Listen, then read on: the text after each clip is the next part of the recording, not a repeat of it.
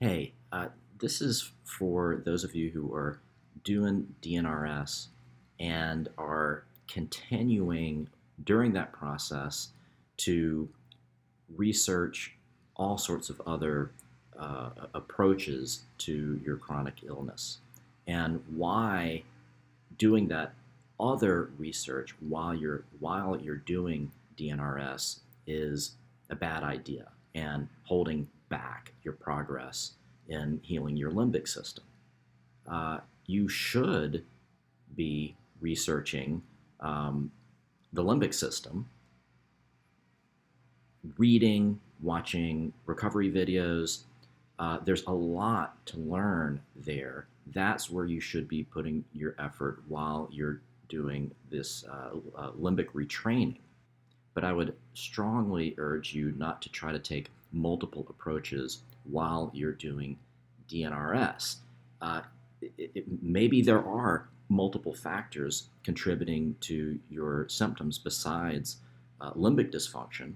Sure, that is absolutely possible, but you're not going to be able to figure out what those are without cleaning up your limbic system first. You can think about your limbic system as an alarm system. That's one of its functions. It's one of its natural functions. That's what it's there for, is to alert you to problems that may be going on that you need to address. That includes just a fight or flight type reaction. It's a pre-conscious processor. Um, and so what's happening if you have limbic dysfunction is you are getting false alarms. Your alarm system is going off chronically. And if when you're doing research, what you're doing in effect, that is, if you're researching things outside the limbic system, it's like your alarm system is going off in your house and you're continually going around and checking the windows, the doors outside, what is triggering the alarm system. Whereas what you need, you're never going to figure anything like that out without fixing the alarm system. You've got to fix the alarm system first. Then and only then will you be able to trust it to do its job. Um, so let me just tell you a little bit about how I now think about the research that I did. I was chronically ill, so I completely was convinced for 9 years with mold sensitivity, so I thought. Started with legitimate reaction to Stachybotrys some 9 years ago, I guess maybe 10 years ago now.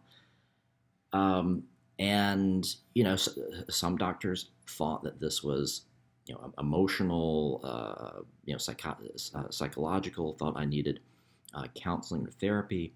But I was clear to me that that wasn't the case, that I really was sick. And so I got alerted to Dr. Shoemaker. And if those of you who are dealing with mold sensitivity, I'm sure you've heard of him.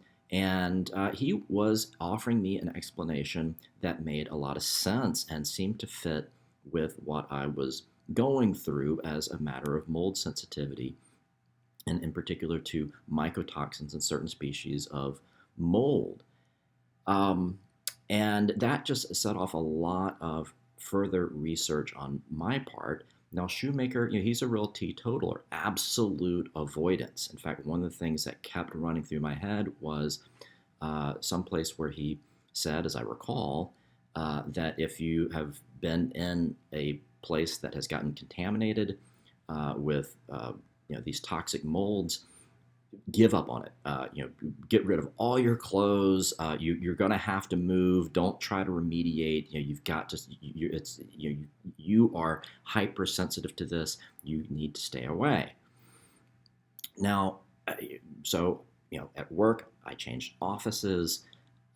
Removed carpeting from the office. I got rid of hundreds of books. We did a six-figure remediation at home, threw away tons of clothes, camping gear, just all kinds of stuff. We didn't move, right? uh, and follow Shoemaker's absolute advice, but we made a considerable effort to clean up.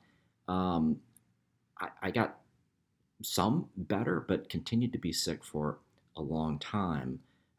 And I guess the thing that Shoemaker never could explain to me or any of these uh, uh, uh, practitioners who advise avoidance as a solution. Why am I hypersensitive in a way that I wasn't hypersensitive before? Um, so, the limbic system explains that. Mold sensitivity does not explain that. And sure enough, I've been able to fix my symptoms by DNRS. Um, so, this is not to blame Shoemaker. This is not to blame myself. Do not blame yourself for going down these research paths. Um, we're all doing the best we can to figure out what's going on in our case.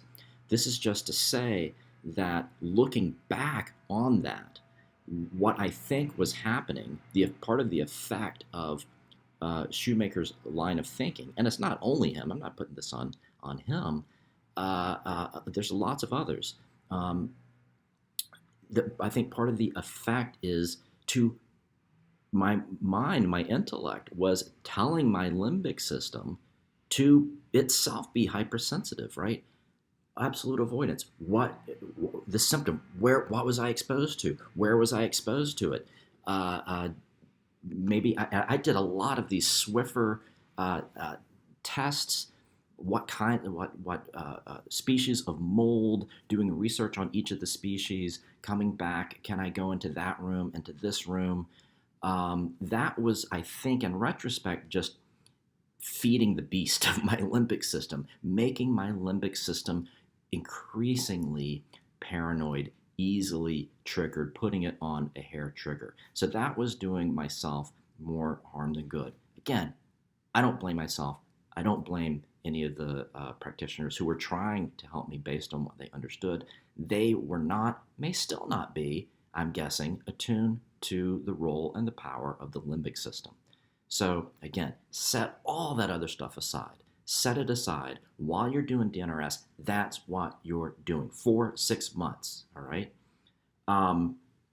What you need to do is to reassert control over your limbic system. I compared the limbic system to an alarm system. You can think about it as your watchdog that's gotten traumatized and is now barking at everything.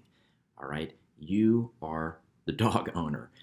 It's a good dog. It's on your team. It wants to be doing its job. It wants to know what its job is. It doesn't want to be freaking out. It's your job to help train it, calm it down. Dogs aren't that smart. They need time, patience, loving, stern direction over time, over weeks and months, again and again and again and again, repetition in order to help bring them down. But they're trainable. They're trainable, and it's fixable. And your limbic system's going to thank you, and you're going to thank yourself. All right. So that's my advice for you. Be well.